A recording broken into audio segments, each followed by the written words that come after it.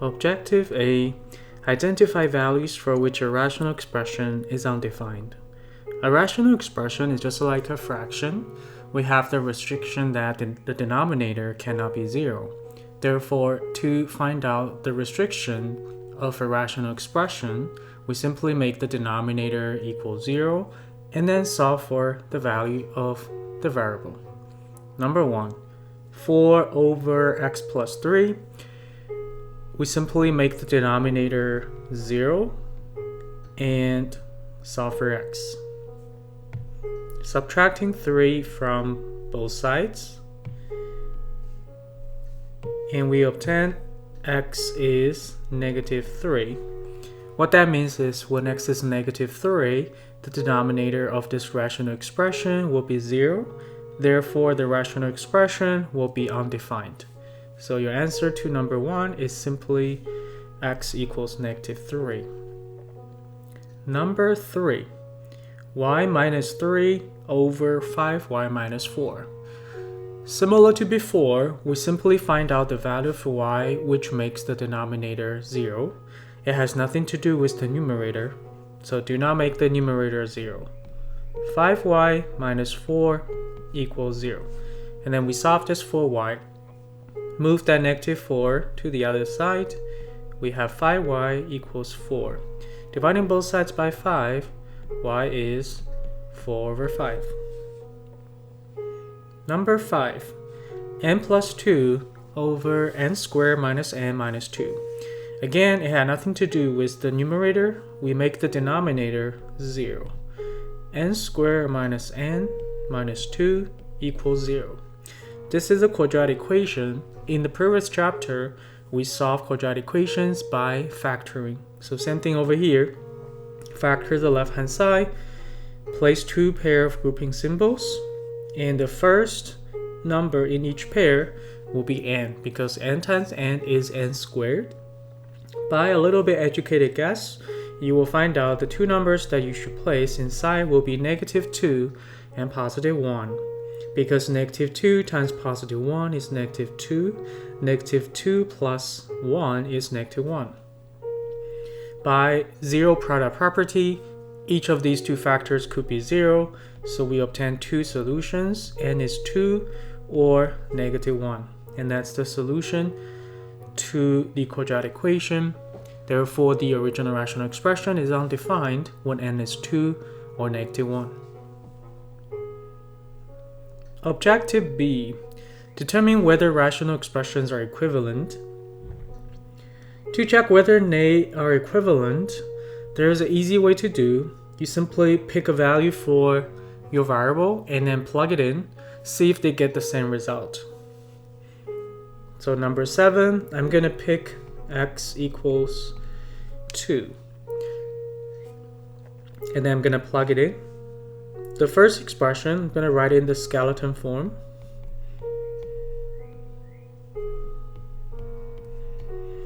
And then I'm going to insert my picked value 2.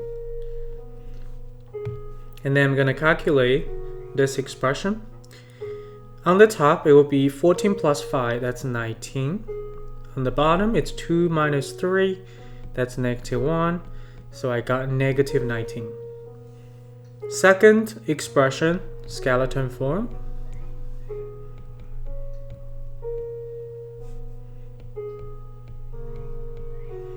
Insert the value that I picked. Calculate.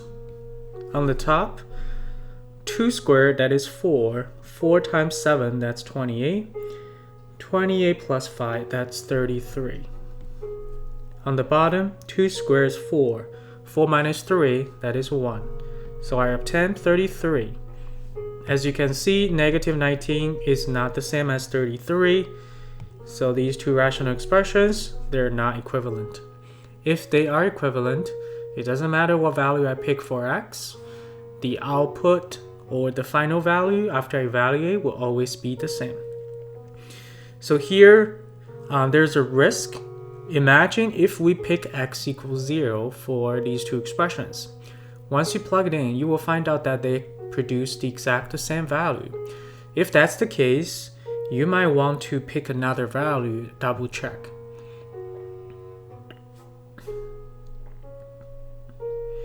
Number 9, x squared plus 9 over x plus 3 and x plus 3. So same idea, we're going to pick some values for our x and then see if they produce the same result. Skeleton form for the first one.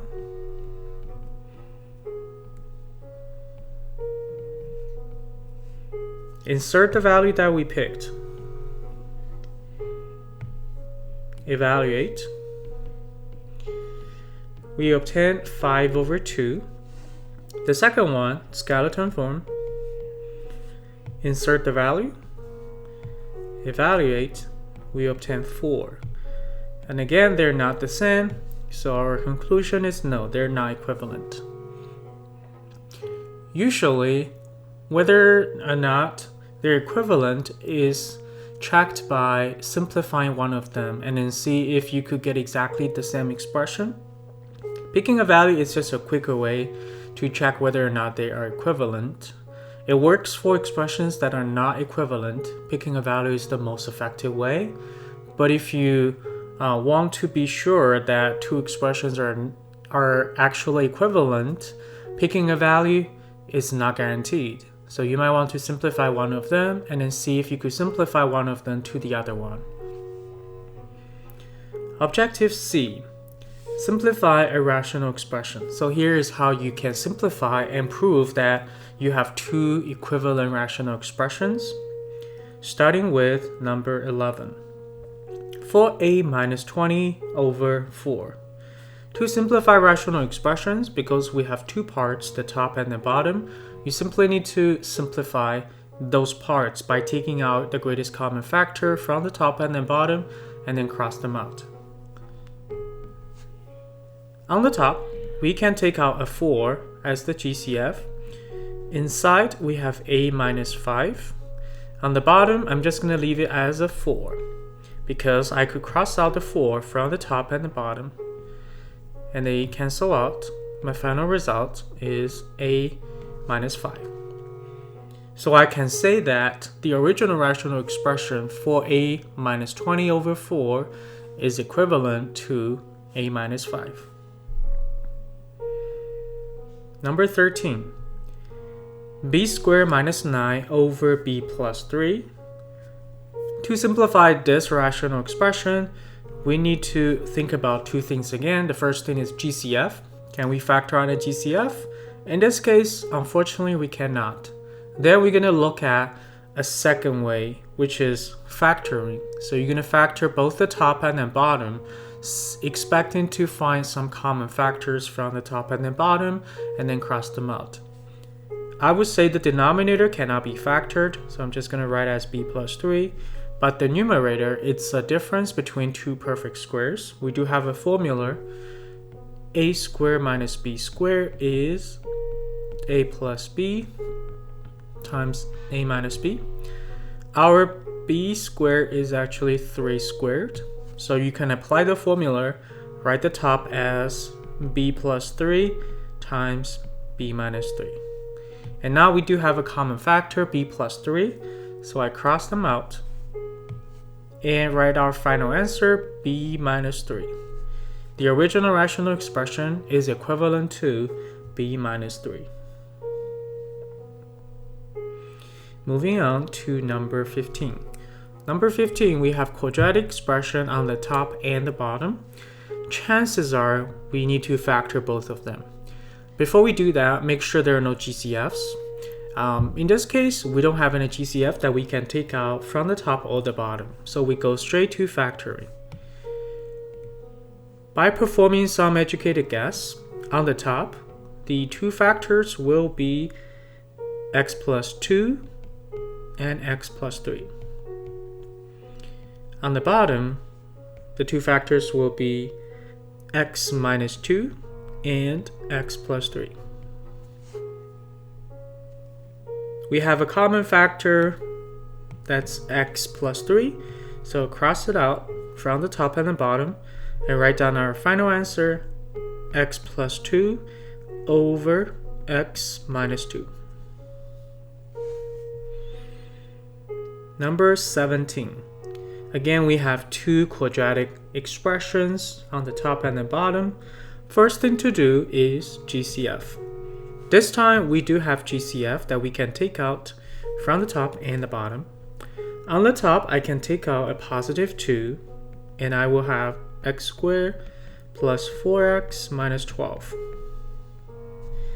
On the bottom, I'm going to take out a negative GCF. Why do I do that? It's because the coefficient of the leading term x squared is negative, which is negative 2. So I'm going to take out a negative 2, and I'm going to write my resulting expression in descending order. So it's going to give me x squared plus x minus 6. You could verify by distributing the bottom and see if you could get the same answer as the original denominator. At this point, I'm going to cross out the common factor because I do see that 2 and 2, they're exactly the same. Make sure you don't cross out the negative sign. We have to keep it. So let's factor the remaining part. I'm going to take out the negative sign, put it outside of the expression. On the top, if you do educated guess, we will have x plus 6 and x minus 2. On the bottom, we will have x plus 3 and x minus 2. And now we can cross out common factors, x minus 2 from the top and the bottom, and write down our final answer, which is negative x plus 6 over x plus 3. Number 19, very similar to number 17. First thing to do is GCF. However, we don't have any GCF to take out, so we're going to go straight to educated guess. Since the coefficient of the leading term x squared is not 1, when you do educated guess, it might take you a while. If you wish, please pause this video and then try to perform the educated guess for the top and the bottom, and then check your answer once you're done. If you perform educated guess, we will have 2x plus 3 and 3x minus 2 on the top. The order doesn't matter. You could switch these two factors. On the bottom, we have 2x minus 5 and 3x minus 2. You know, these kind of problems, chances are they will have some kind of common factors. So if you factor one of them, it gives you a hint how to factor the other one. Let's cross out the common factor. Both of them have 3x minus 2, so cross it out. And we have 2x plus 3 over 2x minus 5. And that's it for 7.1. Thanks for watching.